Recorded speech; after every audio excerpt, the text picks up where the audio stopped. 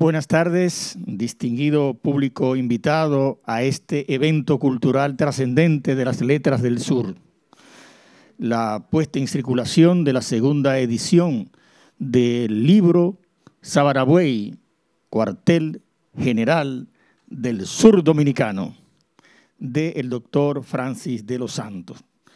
Junto con ello, el protocolo que sigue es especie de un conversatorio breve de preguntas sobre el contenido del texto. De eso se trata y de que hoy circule entre nosotros esa segunda edición de este libro que ya tuvo una primera de mucho éxito y esta vez es corregida y ampliada.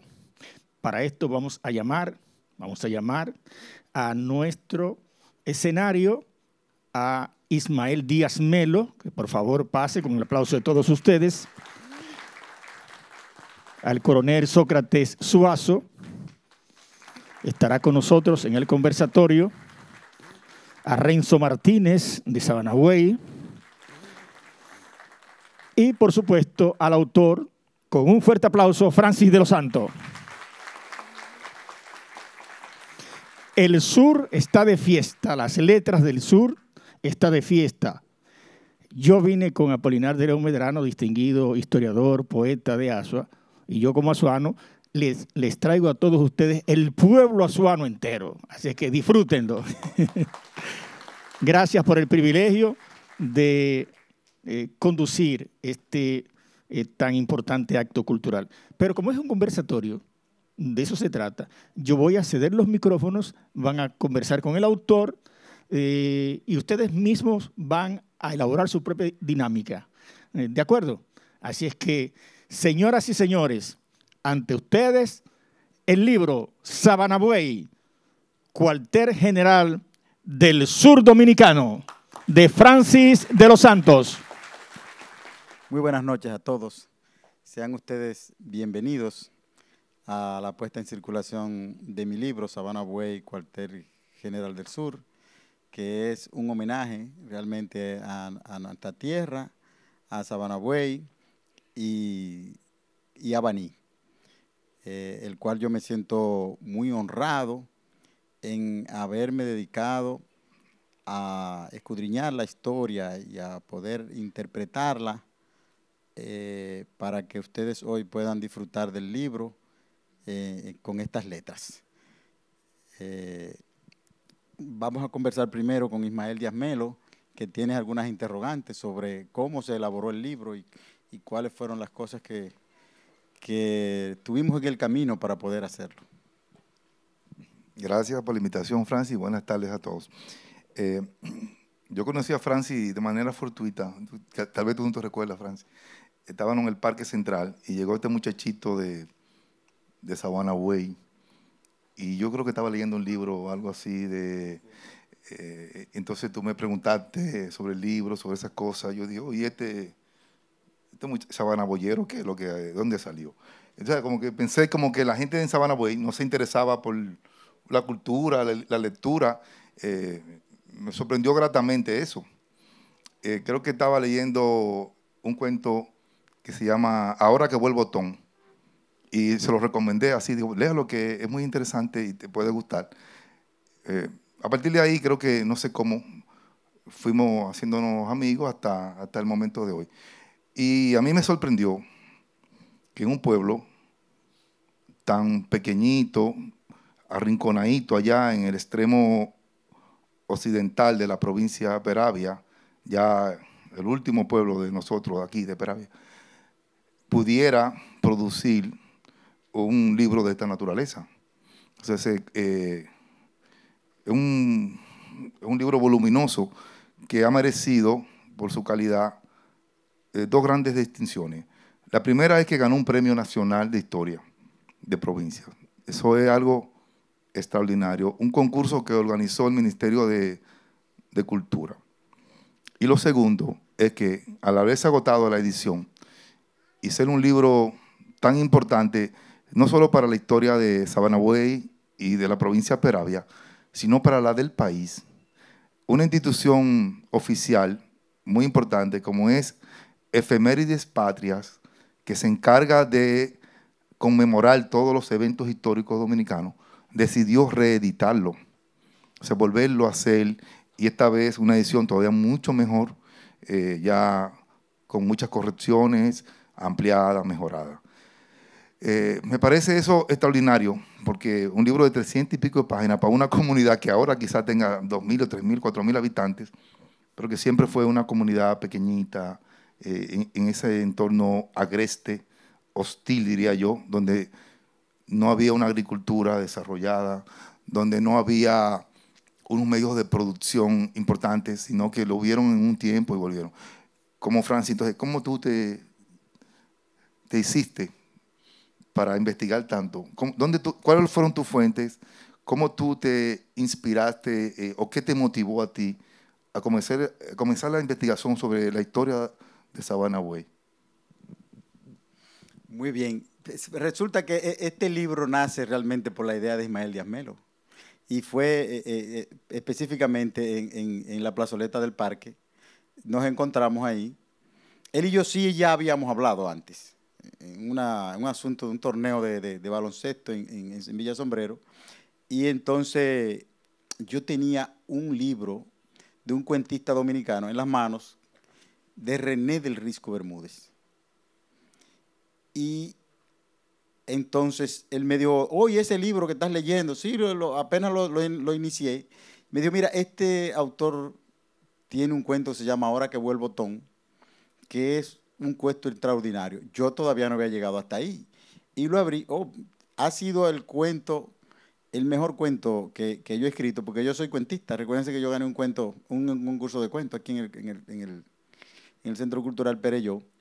Y él empezamos a hablar y me ha dicho, mira, allá en Sabana Buey hicieron un libro, pero me parece que no tiene la profundidad que merece Sabana Buey. Sabana Buey merece que se investigue más sobre esos hechos.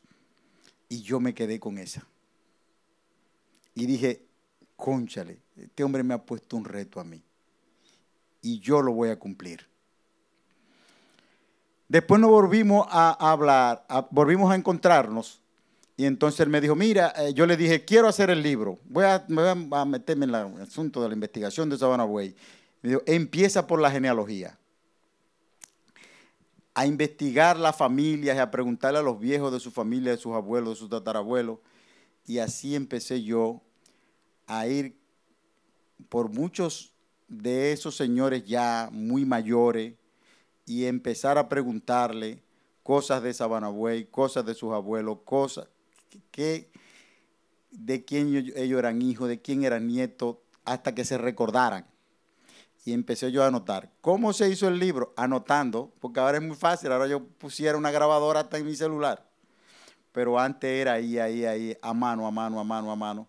Todo a mano, copiado a mano. Y yo copiaba con mucha dificultad porque ellos hablaban rápido y yo no le podía decir que se detuvieran. A veces volvía y le preguntaba y volvía y me le repetía, ¿cómo fue que usted dijo? Y esto, pero fue la experiencia extraordinaria con esos ancianos, fue maravillosa realmente, fue maravillosa, porque yo hice un contacto con ellos muy especial, que ahorita se lo voy a contar. Hay varios acontecimientos importantes, eso lo va a tratar quizás el coronel Suazo, de carácter histórico, militar, con Santana, con Duarte, con el cuartel general del sur, porque así se llama el libro.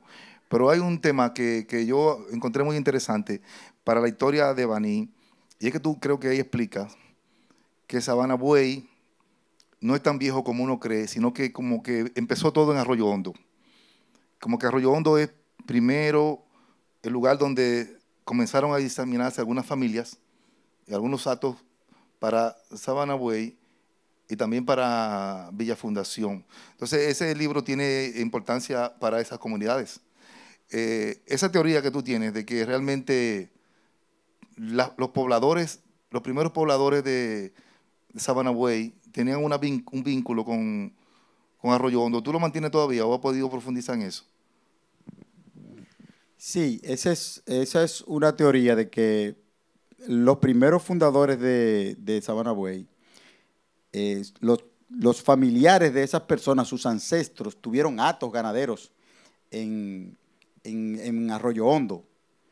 Y de ahí tuvieron hatos en Sabana Buey. O sea, si podemos hablar de Juan del Rosario, que estaba casado con Juana Guridi, de la Concha Guridi, Juana de la Concha Guridi. Entonces, esos Concha estuvieron muy relacionados con el acto de los Solanos de Arroyo Hondo, y eso vincula realmente que la esposa del primer personaje que vivió en Sabana Buey, que fue Juan del Rosario, estuvieran en Arroyo Hondo primero y que después fue que aparecieron ellos viviendo en Sabana Buey. Yo entiendo como que el hecho de que la esposa de él tuviera un acto en Arroyo Hondo los motivara a ellos a que vivieran en Sabana Buey. Esa es mi teoría. O sea, entiendo que si Juana Guridi, los familiares de ella, que ella heredó terrenos en Arroyo Hondo, si no hubieran tenido un acto ahí, posiblemente Juan del Rosario nunca hubiera ido a Sabana Buey. O sea, eso es lo que yo entiendo.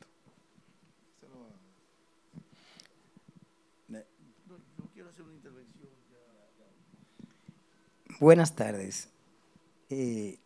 Hoy para mí esto es como un sueño y le voy a decir a todos los presentes aquí, inclusive a los padres, que cuando sus hijos comiencen a desarrollar algunas habilidades, aunque sean tremendistas, que los dejen que se desarrollen. A Francis yo lo he nombrado con el nombre desde niño del preguntón, porque en verdad de quien Francis era bien amigo era de mi hermano que falleció a destiempo. Pero cuando Francis iba a mi casa, yo de momento me paraba de la silla y yo decía, este pajarito sí es fresco y pregunta. ¿Por qué pregunta tanto? Y ya inclusive me molestaba. Pero después yo me sentía tranquilo, diferente. Teníamos conductas diferentes y decía, vamos a esperar el futuro. Y hoy en día nos llena de orgullo que nuestra comunidad haya producido un escritor de una magnitud que haya hoy en día ostentado un premio regional con el libro de la historia de nuestra comunidad. Para mí es un orgullo. En este tenor, quiero hacerle algunas preguntas a Francis, porque recibir tantas informaciones y depurarla, porque uno pregunta y cuando le responden tiene que depurar. Y es un libro que alberga tantos años de historia que uno podría preguntar, o es mi pregunta, ¿cuáles fueron sus primeros pasos para contactar a aquellos ancianos que le dieron aquellas informaciones tan profundas? ¿Y cómo usted podía darse cuenta que eran tan veraz que cuando los grandes exponentes de la historia la analizan, se dan cuenta que las informaciones que dan son muy concretas? Muy buena pregunta. Bueno, miren lo que pasó. Yo les decía ahorita que yo empecé a preguntar, a visitar esos ancianos. Eran ancianos incluso que habían nacido en el siglo anterior. Mi investigación empezó alrededor de 1990, 91, por ahí. Yo todavía estaba en el bachillerato, no había entrado a la universidad. Y entonces yo hice una relación muy estrecha con ellos. Había una señora que había nacido como en 1890, que se llamaba Eloísa Lora. Hay una fotografía que la pasamos ahí de ella. Por ejemplo, Pirindín Echavarría, que había nacido en 1901. José María Sotobello Cheché, que había nacido más o menos en 1905. O sea, yo estaba hablando con personas que eran muy mayores y yo era apenas un niño. Pero yo iba depurando eso porque le iba preguntando las mismas preguntas a ellos para ver si me decían lo mismo, a ver si me contestaban lo mismo. ¿Qué diferencia había entre una pregunta y otra? Y si veía que habían diferencias de varios, entonces ya yo iba clasificando. Pero lo más importante de esto es la relación que yo hice con esos señores. Fue una relación estrecha. de amistad, porque realmente yo me hice sus amigos y ellos se hicieron amigos míos. Yo digo que yo soy el sabanaboyero que más he sufrido, porque los he visto morir a todos. Y al ser mis amigos, yo realmente lo he lamentado tanto, lo he sufrido tanto, porque cada vez que un anciano de esos se ha muerto, pues se me ha muerto un amigo entrañable. Eso es una realidad. Y así se fueron depurando y todas esas preguntas, todas esas cosas, y también con la documentación, con muchos documentos se fueron corroborando esas cosas. Vamos a continuar. ¿Qué cantidad de ancianos aproximadamente usted pudo investigar, pudo contactar para recibir esas informaciones? Porque son tantas, vuelvo y repito, que yo no me imagino cómo usted tuvo la posibilidad de conseguir tantas informaciones en un libro que tiene 300 y pico de páginas. Bueno, ancianos tienen que haber sido alrededor de 50 ancianos, entre mayores por lo menos de 50 años. Pero yo hubo una ocasión que estaba en la universidad, cogí unas vacaciones y entonces, ya que lo había interrogado a ellos, hice un censo para la genealogía de Sabana Buey, que ese libro de genealogía yo espero que se ponga en circulación para octubre de este año, porque ya lo tenemos listo. Estamos ya en los momentos de organización ya, de ordenar todos los apellidos. 24 apellidos hemos podido contactar en Sabana Buey, algunos ya han desaparecido, algunos han desaparecido. Entonces pudimos hacer un censo en Sabana Buey de algunas 400 casas que hay en Sabana Buey, nosotros pudimos visitar por lo menos algunas 300, y así hicimos un censo en todo, y ya ustedes saben la cantidad y el trabajo que se hizo. Yo a veces salía a las 8 de la mañana, iba a comer a mi casa, volvía otra vez a las 2 de la tarde y terminaba a las 7 de la noche. Todos los días durante esas vacaciones yo solamente hice eso. ¿Qué edad aproximadamente podían tener esos ancianos? ¿Y cuál podría ser la actitud que ellos obtuvieron cuando usted se le acercó para hacerles tantas preguntas? Usted sabe que la gente de ese tiempo no le gustaba que le estuvieran preguntando tanto. Algunos también lo tildó como yo, del muchachito preguntón. No, fíjense qué pasó con esos amigos míos de esa época.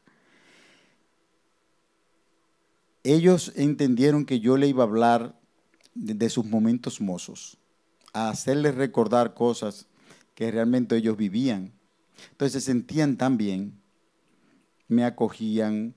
Realmente ellos no tenían dónde ponerme, porque yo los visitaba una vez, a ellos les gustaba el asunto, y cuando entonces yo volvía porque tenía alguna duda, entonces ahí, por eso yo les digo que yo me hice amigo de ellos. Fíjense, había un señor que se llamaba Alexí Soto, que vivía cerca de mi casa, era primo hermano de mi abuelo.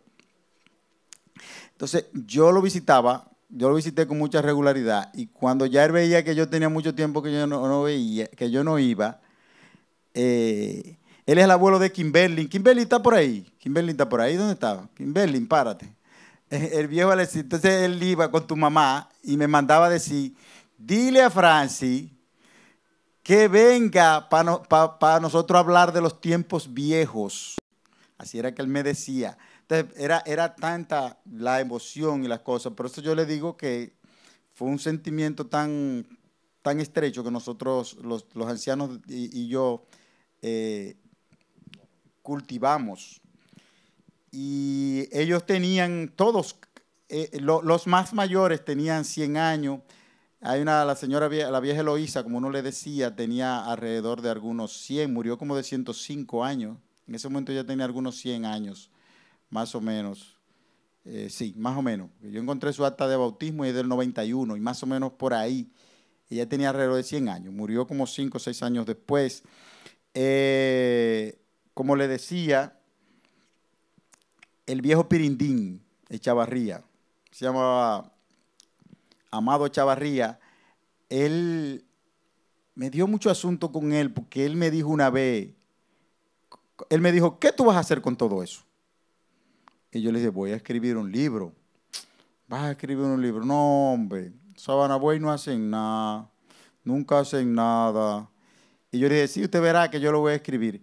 Me dio mucha pena porque él no vio salir el libro. Él falleció. Esos son uno de los dolores que yo realmente tengo, porque yo como que con él sentí también un reto, porque yo dije, concha, él tiene que ver este libro para que él vea que sí, que las informaciones que él me dio y el libro realmente salió. Fueron muchos ancianos, la mayoría eran de alrededor de 90 años, pero más de 60 en adelante hubieron personas que yo también entrevisté. Francis, yo realmente yo conocí el libro primero que a ti. Realmente con tu libro yo me encontré, porque el libro me lo presentó el general José Miguel Soto Jiménez, y me dijo, mira, tienes que leer ese libro. Ahora, ¿tú sabes cuál es, antes de entrar en la parte histórica del libro?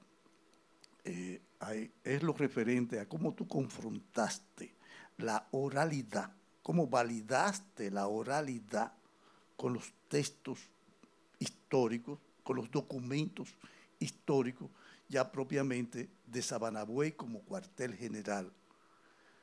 Que yo siempre decía que el libro se llamaba Sabana Buey, cuartel general del Ejército Expedicionario Sur. Cuando yo conocí el libro, a partir y desde antes, yo siempre coloqué a Sabana Buey en un lugar cimero de la defensa en el marco de la guerra dominico-haitiana, tanto en la primera campaña de 1844 como en la campaña de 1849, que es la tercera campaña. Pero yo quiero que, para no desviarnos, porque el tema de la defensa y la importancia estratégica de Sabana Buey lo vamos a abordar después que tú me contestes cómo tú confrontaste, validaste la oralidad con los documentos, los anales de la historia. Una situación muy especial con el Guatapanal, porque el Guatapanal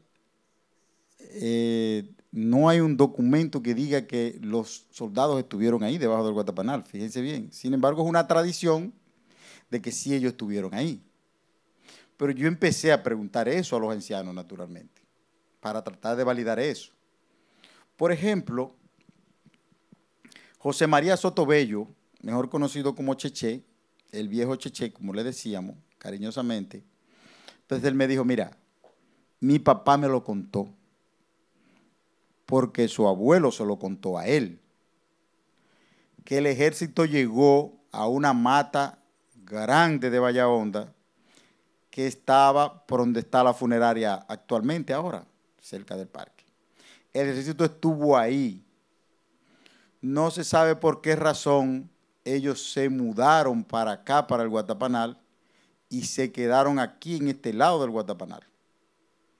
Entonces, es una situación de que se transmitió de generación en generación, y entonces eso es una corroboración realmente de la oralidad con los textos realmente históricos, porque estuvieron en Sabana Buey y son esos viejos que fueron transmitiendo oralmente hasta nuestros días de que el ejército fue ahí en el Guatapanal que se asentó. Bueno, vamos a entrar en el libro.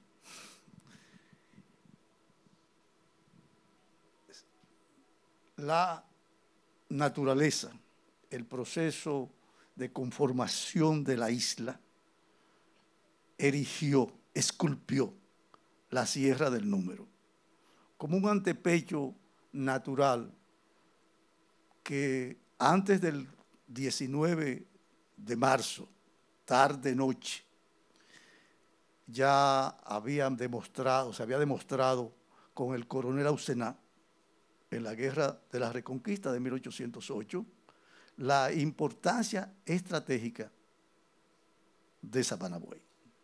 Porque la gente tiene que pensar que por qué el ejército que había derrotado a Charles Herald, al presidente haitiano, a la división del ejército haitiano que entró por Elías Piña, Las Matas, San Juan, y es el que nosotros derrotamos. Las guerrillas de Neiva, de lo que es todo Galván, va a retrasar el avance de la división de Agustín de Agustín Sufrón. Y eso, cuando estos llegan al Jura, que quitan los azuanos, saben que nosotros habíamos agotado en la derrota que le infligimos al ejército, a la división de Charles Herald, habíamos agotado las sorpresas, como las metrallas que pusimos en Resolí. En consecuencia, en el avance cerrado del ejército haitiano que quería imponer masa, porque era más numeroso, sobre nuestras defensas estacionadas en Azua. Entonces, ya derrotado esa división, se retira al Jura y ahí parlamenta con el ejército de Agustín Sufrón, y en la tarde-noche el Estado Mayor del Ejército Dominicano decide retirarse a Sabana Buey. Entonces hay que explicarle al público por qué se retiran a Sabana Buey. Señoras y señores, se retiran a Sabana Buey porque el que conoce la Sierra del Número, que nace en el mar, por lo que está hoy Ocoa Bay, el Palmar de Ocoa,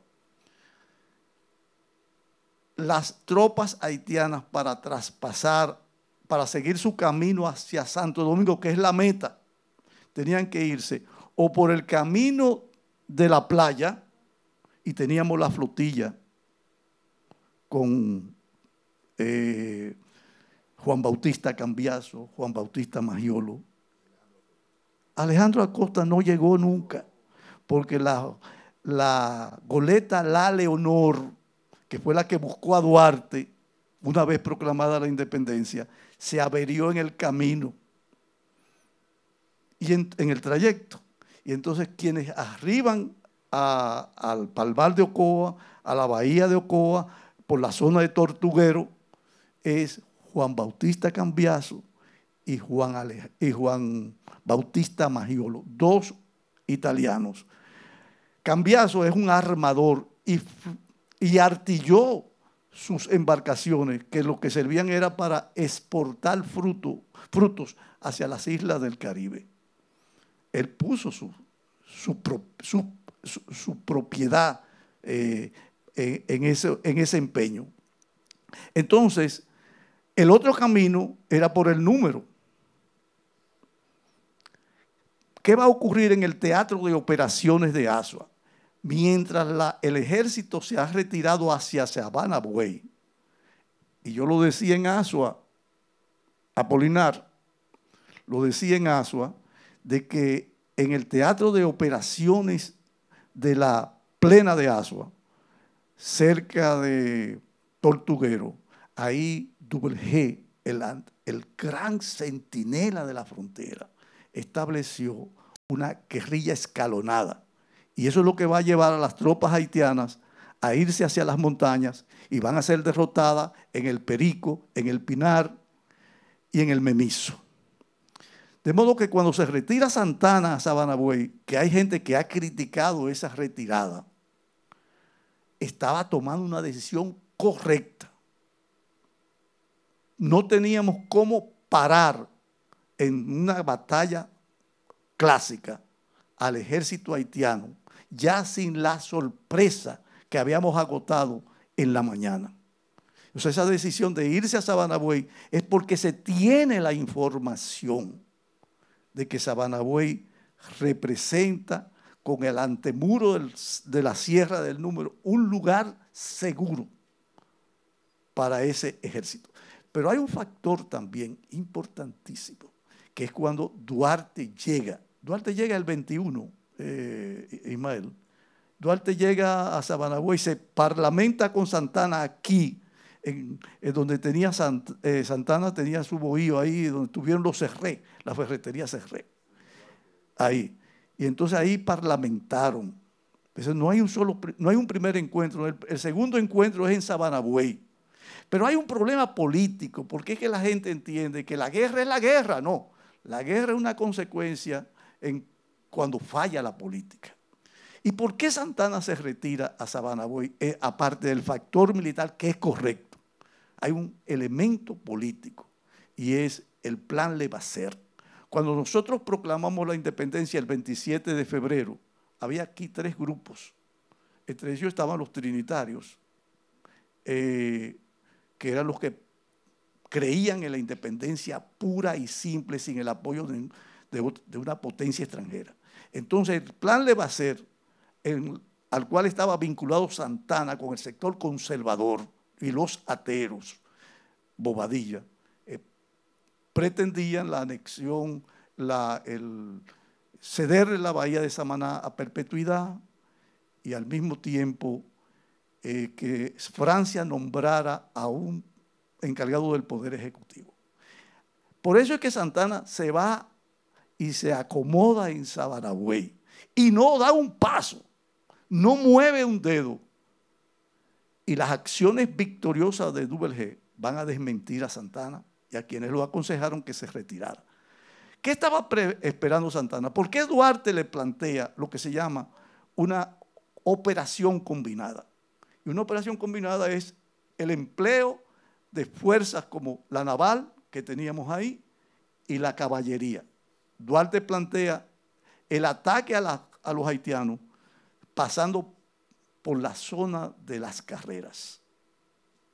Porque Duarte tenía la información de lo que estaba haciendo Duvergé. Santana no quiso moverse de Sabanagüey. En primer lugar, porque no le podía dar el chance a Duarte que se luciera militarmente. Y Duarte tenía las condiciones, tenía la visión estratégica, tenía la visión política que es necesario para dirigir a la guerra, porque la guerra no dirige la política, sino la política dirige la guerra. Y dicen los clásicos que la guerra es la política por otros medios. Ahora, Duarte decía, vamos a emplear la flotilla. Eso estamos hablando antes de Tortuguero. Duarte está diciendo esto en los últimos días de marzo y en los primeros días, incluso el día 1 de abril, él escribe a la Junta Central Gubernativa y le está diciendo, vamos a hacer uso de la flotilla, porque tenemos ahí, los haitianos no pueden pasar por ahí. Y vamos a hacer uso de la caballería. Santana se niega radicalmente. Y entonces en Sabanagüey se va a producir un hecho importantísimo y es la rendición de cuentas.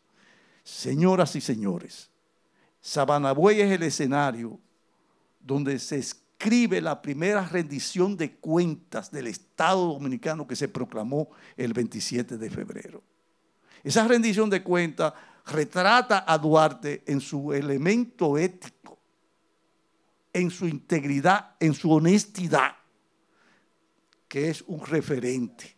Es un referente en estos 179 años de vida independiente del Estado Dominicano. De modo que Sabanagüey va a tener otro momento estelar,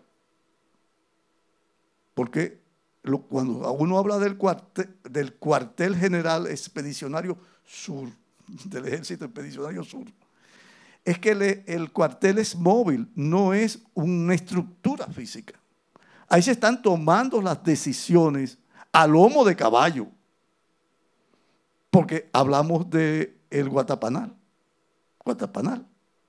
Se mudan para el Guatapanal porque es más frondoso, da más sombra que la Valla Honda. Y entonces, ese cuartel general se va a mover, Ismael, en la segunda campaña, porque la segunda campaña nosotros vamos con José Joaquín Puello, que es un militar profesional formado por los haitianos y líder de las tropas pardas, porque hay que entender que José Joaquín Puello es un mulato, y con él vinieron los hombres de Mandinga, de Pajarito, lo que hoy es Villa Duarte, de Los Minas, de Monte Grande. Sobre esas tropas, adiestradas originalmente por los haitianos, por la República de Haití, de 1822 a 1844, es que va José Joaquín Puello para las matas de Farfán. Y hay que decir que en la guerra, en la primera campaña de 1844, el gobierno, la Junta Central Gubernativa, donde estaba José María Caminero, un médico de origen cubano, ellos impidieron que los negros de los alrededores de la capital participaran en la batalla de Azua. Y es Duarte en marzo que renuncia de la Junta y escribe un verso que dice: los blancos, los morenos, cruzados, unidos marchemos y al mundo mostremos que somos hermanos. Una visión, un conocimiento cabal de la etnicidad del pueblo dominicano, en términos históricos, en términos reales, en términos antropológicos. Y entonces hay otro momento fundamental, que es superior a 1844. Estaba hablando de la Estrelleta, que es una batalla ofensiva. Ahí participa José Gertrudis Brea Tejeda, el padre de María Josefa Brea Hernández, que era de segunda nupcia, ¿verdad, Manuel Valera? Segunda nupcia. Pero José Gertrudis, que va en la campaña de la segunda campaña, en la batalla de la Estrelleta, es de los firmantes del manifiesto de los pueblos del este, donde hay muchos vanilejos y donde por lo menos hay como 3 o 4 breas, ¿verdad? Miente. Entonces viene la tercera campaña y para mí es el momento estelar, lo que pone y consagra a Sabanagüey incluso como un lugar especial. Es una convocatoria de la gloria de las armas dominicanas. Cuando por la división, por la lucha de facciones políticas en el ejército, en la conspiración contra el presidente Manuel Jiménez, en la conspiración contra el general de división Antonio Duvergé, se divide el ejército. Hay 10 generales mandando en el sur. Y entonces viene Faustín Zulú, el emperador Faustín Zulú, que nos invade. Originalmente en la primera campaña, el 44, nos invaden por el sur y nos invaden por 2 sitios del sur y nos invaden por el norte. Por eso se da la batalla del 30 de marzo y la batalla de Azua. En la segunda campaña nos invaden también por 3 avenidas de aproximación, caminos naturales, caminos indígenas. En la tercera campaña, 14 o 15.000 hombres del ejército haitiano solamente entran por un camino, que es el camino de lo que hoy es Elías Piña, barren a Duvergé en las matas de Farfán, tanto en el Fuerte Grande como el Fuerte Baní. Y oigan, el Fuerte Baní allá en las matas de Farfán, para que vean la importancia que tuvo Baní en la guerra de independencia, como ningún otro pueblo. Y en consecuencia vamos a ver que nos van haciendo recular al ejército expedicionario sur, y el 5 y el 6, con 12 cañones en Azua, más armas que en el 19 de marzo, el ejército, por esa división de facciones políticas, es vencido en Azua, con un alto costo de vidas, tanto para nosotros como para los haitianos. Y es cuando el ejército se retira nuevamente. ¿A dónde? A Sabanagüey. Pero esto es un espacio estelar, porque el Congreso ha nombrado a espalda del presidente Manuel Jiménez, mandan a buscar al Prado del Ceibo, al general Pedro Santana, y lo designa. El Congreso, presidido por Buenaventura Báez, lo designa como jefe del ejército, pasándole por encima al comandante en jefe del ejército, que es el presidente Manuel Jiménez. Ahora, ahí a Sabana Buey, ¿quiénes van? Ahí va todo el mundo, ahí va la capital entero, ahí va el este entero, ahí va San Cristóbal entero, ahí va Baní entero, ahí va bajan la gente de San José de Ocoa, ahí va todo el sur, porque nunca después de proclamada la independencia, la república estuvo tan en peligro como en abril de 1949. Y es desde ahí donde se dan las órdenes a Antonio Duvalier, que viene reculando desde las matas de Farfán, junto, ¿ustedes saben con quién? Con Ramón Matías Mella, que había regresado del exilio después que lo deportaron y lo declararon traidores a la patria. Entonces en el 48, cuando el presidente Manuel Jiménez da una amnistía, viene Mella y viene Sánchez. Y Sánchez concurre a Sabana Buey, con el presidente Santana. Y ahí están Antonio Balfao, ahí están todos los guerreros del sur de la primera campaña, de la segunda campaña, porque es el momento supremo. O damos todo por la patria o se pierde la república. Sale el Duvalier con más de 300 hombres para el número y va a escribir una página gloriosa en el combate o batalla del número. Y días posteriores, entonces vamos a escribir la gran página de las carreras. Gloria eterna a esos hombres y a esas mujeres que alentaron a los guerreros que derrotamos a los haitianos el 21 de abril de 1849, saliendo de Sabana Buey. Muchas gracias.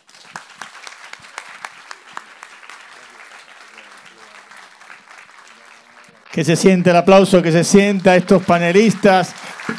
Gracias, gracias Ismael Díez Melo, Sócrates Suazo, Renzo Martínez, Francis de los Santos, y esta es la segunda parte. La parte, ¿verdad?, de distenderse, una parte alegre, donde nosotros vamos a celebrar la fiesta del libro. Un aplauso para el libro Sabana Buey, cuartel general del sur dominicano. Y Francis no vino solo, ¿eh? Hemos dejado esta parte para celebrarla, no creas que te vas a ir en blanco. No vino solo, aquí está Sabana Buey completo. Un aplauso a Sabana Buey. Y yo tengo aquí el listado de personas que te están acompañando, Francis, en este acto de dos partes memorable. Aquí está Rosa Sánchez, quien es la directora de la Junta Municipal de Sabana Buey. ¿Quién es? Por favor, que se levante. Rosa, ¿dónde está? Ay, ay, ay, ay. Un aplauso para esta dama. Muchas gracias, muchas gracias. José Luis Tejeda, director de la Junta Municipal del Palmar de Ocoa, con nosotros. Gracias por venir a celebrar el libro. A Germán Soto, regidor de Sabana Buey también. Aquí está. Y yo lo he dejado, ¿ustedes creen? Pensaban que se lo iba a decir en el primer momento. No era hora, porque ahora es que vamos a celebrar el libro. Ellos que hablen de historia, que son expertos en esto, como el coronel Suazo, que cuando va a Asua, ahí al pie del busto, al pie del monumento de la batalla del 19 de marzo, el coronel Suazo hace una apología de la historia. Tremendo. Señor, vamos a aplaudir al coronel Suazo. De verdad que Sócrates es un ejemplo de los militares que se empeñan por conocer su historia y divulgarla. Tenemos también a Eddie Peña, que es regidor de Baní, nos acompaña. ¿Dónde está Eddie? ¿Dónde está Eddie? Aquí está Eddie. Tenemos a Ney González, también regidor de Baní. Al doctor Manuel Valera, historiador. ¿Quién no conoce a Manuel Valera? Manuel Valera es un hombre del país, de la República Dominicana, una mente matricial para conocer la genealogía, no solamente de Baní, Asua y el sur, sino de muchas familias del pueblo dominicano. A Efraín Castillo, en representación de la gobernadora de Yadira Báez. Efraín, don Efraín, muchas gracias y saludo a la señora gobernadora. Sócrates Danilo Soto Pimentel, ex síndico de Sabanagüey. Aquí está Sabanagüey, ¿eh? Qué bueno, te lo trajiste todo. Óiganlo bien, ¿eh? Te lo trajiste todo, como decimos en el barrio allá. También tenemos a Orlandito Tejeda y a Maribel Castillo. Hay otras personas más con nosotros. Y yo quería crear ese ambiente de alegría porque esta segunda parte, que es la parte en que va a circular la segunda edición de este libro, yo me leí la primera, por supuesto. Yo conozco a Francis no hace mucho tiempo, honestamente. No sé, también me pongan edad a mí porque cumplo dentro de 4 días 43 años que conozco a Ismael Díaz Melo. Si ustedes creen que es mentira, pero es verdad, ¿eh? Así es que ya ustedes saben. Lógicamente tengo menos de 40. ¿eh? Bien, qué bueno que nosotros aquí estemos celebrando la cultura y que los actos culturales no tienen que ser tan rígidos, tan protocolares y tan fuera de cosas. Vamos a hacer una dinámica, Francis, ¿verdad? Hacer una dinámica. Yo tengo este libro aquí que me lo han facilitado a título de préstamo, ¿verdad? A título de préstamo. Francis, venga. Que usted va a poner a circular su libro. Venga, baje por ahí, no, vaya ahí, por aquí, por en medio. Se lo va a entregar a ella para que lo pongan a circular. Lo vayan pasando de mano en mano. Y en el momento que van pasando de mano en mano, aplaudir ese libro, rápido, háganlo rápido, que circule ese libro en toda la provincia Peravia, Azua y todo el sur del país, la República Dominicana, gracias a la Comisión de Efemérides Patria por celebrar el libro con este aporte a la historia dominicana. Qué bueno, qué alegría. Creo que el simbolismo está bien. Fuerte el aplauso ahora. Ahora sí se lo vale. Y un fuerte aplauso para Sabanagüey. Un fuerte aplauso para Sabanagüey. Azua y Baní y Sabanagüey, todos somos una familia, ¿verdad?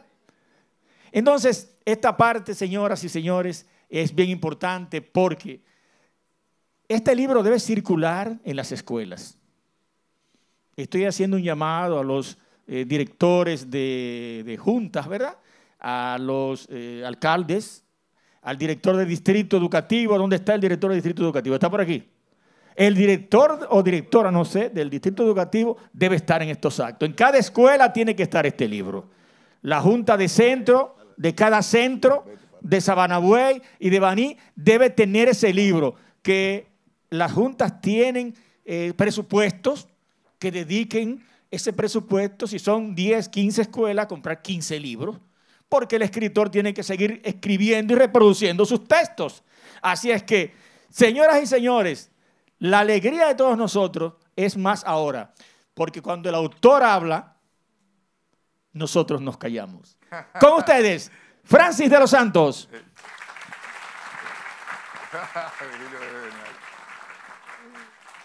Ya yo no voy a hablar, ya yo voy a hablar muy poco, solamente voy a dar agradecimiento. Lo primero que queremos hacer es, vamos simbólicamente a entregar este libro en manos de la síndico de Sabanagüey para la biblioteca. Rosa, suba a recoger los libros. Sí, muy bonito. Ayúdenme a doña Rosa Sánchez, por favor, por aquí, para que reciba este libro del autor en nombre de la comunidad de Sabanagüey. Así es que, doña Rosa Sánchez, ahí está la memoria histórica de un pueblo heroico que tiene páginas gloriosas en la historia de la República Dominicana, Sabanagüey. Muchas gracias. Señores, le dejo el micrófono porque usted es el dueño del escenario. Ese señor está hoy como me pongo yo cuando publico un libro. Bueno, quiero agradecer a mi madre que está aquí presente con nosotros, a mi hija Saelis, a mi esposa que siempre me da el apoyo y que le robo tantas horas en esta, como decía un amigo, como decía Leo Adames, que está por ahí presente, que también nos acompaña, cónsul en una de las islas del Caribe, que habemos tanto locos en estas cosas, uno nos coge con, uno les coge con jugar gallo. Y él dice, sí, pero allá a nosotros nos coge con leer libros y que escribir libros, eso es toda otra especie de locura. Y en fin, que quiero agradecer a todas las personas de Sabana Way que realmente se han interesado por el libro y por la historia, y a todas las personas que hoy vinieron a acompañarme a esta actividad, que le dieron apoyo desde un sitio tan lejano, pero que yo quiero que ellos se sientan que esta actividad no es mía, sino que es una actividad para Sabana Way, porque este libro es para Sabana Way, donde realmente yo he dedicado tantas horas, tanto esfuerzo, y que no tiene precio realmente el valor histórico del libro y literario para aquellas personas que yo espero que lo sigan leyendo por mucho tiempo, ¿verdad? No tanto los que han nacido, sino los que faltan por nacer.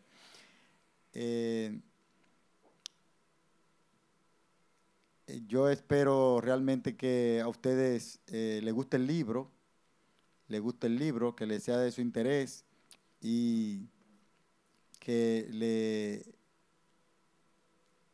se lo puedan legar a sus hijos, porque realmente lo que a uno como escritor le llena realmente es que lean el libro, porque el dinero realmente uno no va a recuperar nada de dinero con vender un libro, para lo que cuesta un libro, imagínense.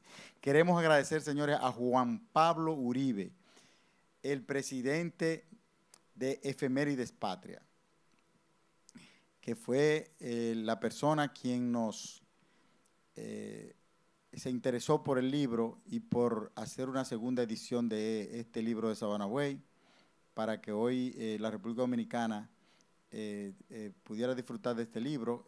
Esa institución lo va a difundir realmente prácticamente por todo el país, para que muchas instituciones gubernamentales lo tengan y muchas personas. Agradecer a Julito Furcal también, que fue una de las personas que en Efemérides Patria nos ayudó a que ese sueño se realizara. Y hoy estamos aquí gracias a la ayuda de esas instituciones y de Julito Furcal. Gracias a todos por venir. Tenemos que saludar a María Guerrero, que está con nosotros. Mabel, te pusieron el nombre mal, no es Maribel, es Mabel Castillo. Vamos a corregirlo. Señores, los vamos a invitar a un brindis de un cóctel que tenemos allá en la cafetería. En la cafetería.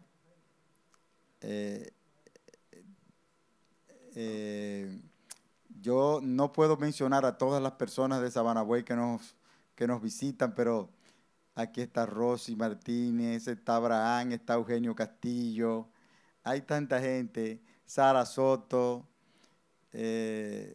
su hermana, y bueno, realmente un abrazo para todos los sabanayeros que están aquí con nosotros. Gracias por venir.